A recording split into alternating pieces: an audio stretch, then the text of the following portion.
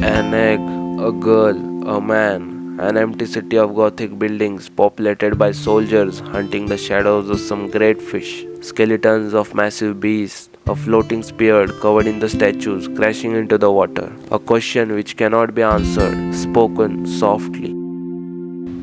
誰あなたは誰 2 years before, Yoshitaka Amano would draw the first of many Final Fantasies. He collaborated with Mamoru Oshii to create the strange masterpiece, Angel's Egg. Some call it simple nonsense, a movie without many characters or plot, with little dialogues where what it seems devoted to the questions the viewer has no connection to. Others find the movie striking, not only visually but emotionally, even as the beauty of Amano's art wanders hand in hand with Oshii's intent that imaginary matters more than anything else. Angel's Egg haunted me for many days since I saw it. It is a film to adore. It seems to have to do with the teaching of Christianity, but beyond that, it is just amazingly beautiful. When you watch an animation movie, you know that a huge amount of effort has gone into each frame. In live action, features a camera can simply be pointed at a scene for few seconds and you have a take. In Angel's Egg, it's much more deliberate. The animators at one point show several surface movements of water and its reflection, and when they are doing that, they are truly contemplating darkness.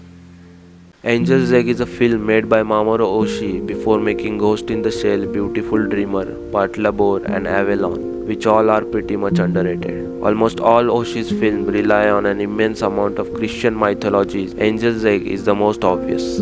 Angel's Egg is a gothic visual landscape filled with beautiful and mystifying imagery with a very surreal and beautiful animation. Comparing the year it was made, the story revolves around a girl who is highly possessive of an oversized egg from which she believes will hatch a beautiful bird. She wanders a dark and empty world, clinging to the egg, waiting endlessly. The girl existed forever, waiting and dreaming in the empty city alone. The man who carries a strange wooden cross tells the girl a story of a tree and a great bird. Later he tells the girl the story of Noah and his ark, a tale that he doesn't know why he remembers. When the girl falls asleep, he destroys her egg. When she wakes, she finds the shattered shell, then throws herself into the water. Beneath the water's surface, she becomes an older version of herself who looks identical to the statues on that floating spear at the end of the film. Some may describe Angel's Egg as a surreal science fiction fairy tale. Science fiction has been described as myths of the future, even as they use the languages and conventions of science fiction to build a new story, a new world that may be our world in some distinct future. Angel's Egg is more than ritual and loneliness.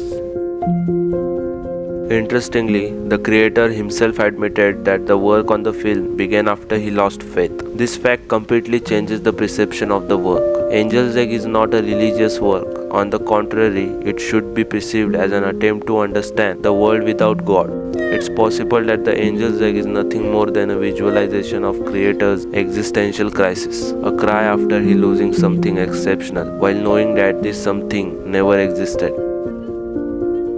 Some people say that the film is about accepting the reality of death. At the end of the film, when the man destroys the egg, there is nothing inside, but the girl wakes up, screams, and then she jumps off a cliff into the great vast ocean. And when she makes impact, she herself turns into a lot of more eggs while drowning. Losing the egg makes her lose her sense to live, and killing herself leads to the birth of lot of more eggs. By destroying the egg, nothing actually happens. It just sets the girl in motion and destroys her.